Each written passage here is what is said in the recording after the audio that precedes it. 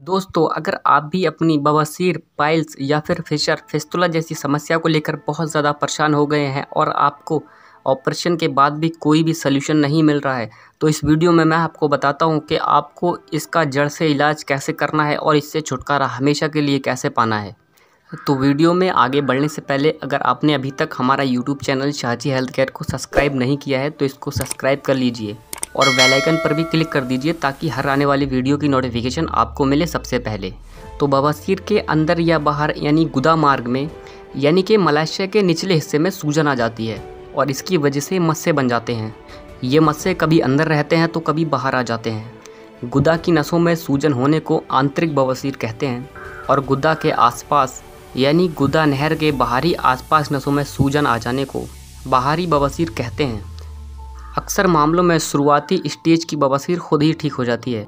Fibre आहार ज़्यादा करने से और दिन में 8 से 10 गिलास पानी पीने से और डॉक्टर की दवा लेकर नई बवासीर का इलाज हो सकता है, लेकिन गंभीर बवासीर के लिए किसी सर्जरी की ज़रूरत पड़ती है।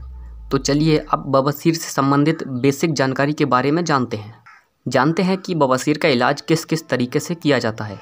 तो फ्रेंड्स, डॉक्टर डायग्नोसिस के बाद पता लगाते हैं कि आपको किस स्टेज की बवासीर है और स्टेज के मुताबिक डॉक्टर सर्जरी का सुझाव देते हैं और प्रत्येक प्रोसेस के अपने अलग फ़ायदे हैं और नुकसान भी हैं, इसलिए बुद्धिमानी से चुनाव करना चाहिए। तो सबसे पहले जानते हैं बवासीर के लेज़र ऑपरेशन के बारे में।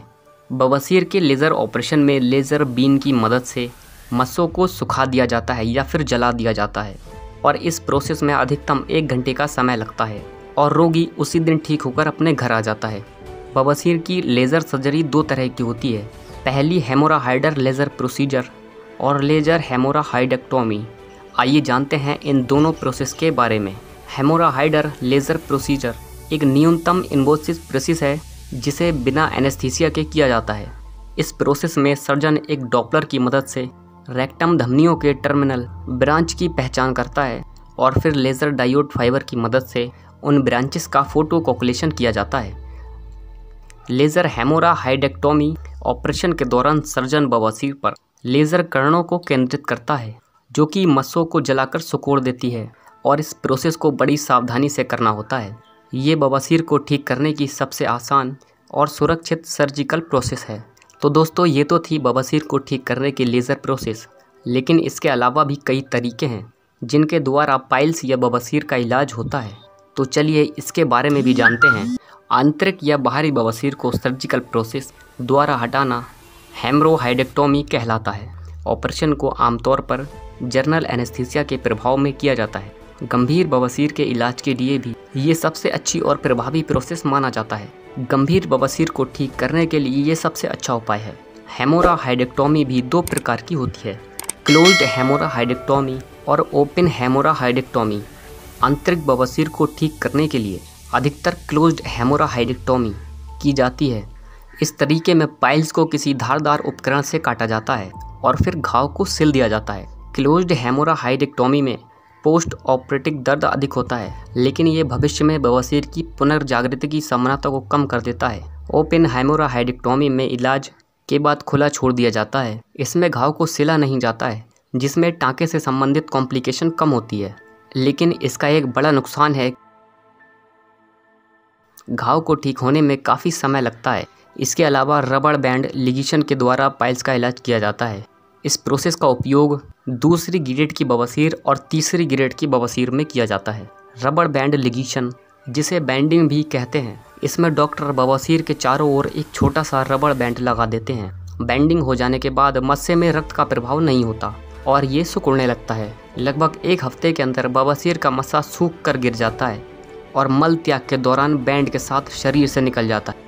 इस प्रोसेस का फ़ायदा ये है कि इसमें पोस्ट ऑपरेटिव दर्द बहुत कम होता है और मरीज़ जल्द ही काम पर लौट सकता है। लेकिन इस प्रोसेस में कुछ साइड इफ़ेक्ट्स भी होते हैं, जैसे कि दर्द, हेमरोसिस, ब्लीडिंग और फोड़ा।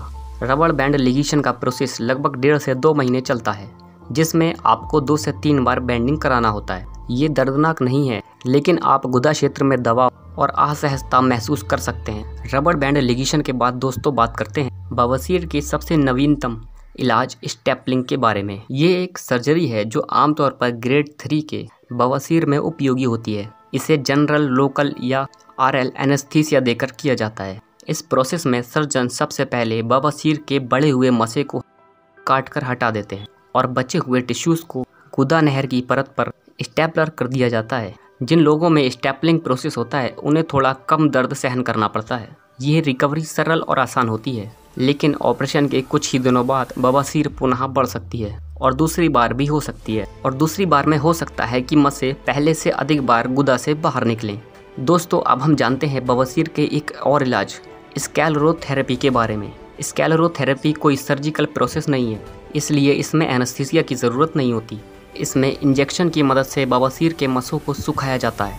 सबसे प्रथम रोगी के गुदा के भीतर प्रोक्टोस्कोप डाला जाता है। यह एक पतली ट्यूब है जिससे प्रकाश निकलता है और डॉक्टर गुदा के भीतर देख पाता है। अब स्क्लेरोसेंट को बवासीर के आसपास के क्षेत्र में इंजेक्ट किया जाता है। स्क्लेरोसेंट रक्त प्रवाह को कम कर देता है और मस्से सिकुड़ने लगते हैं, और इस प्रोसेस को करने की कई बार आवश्यकता पड़ती है।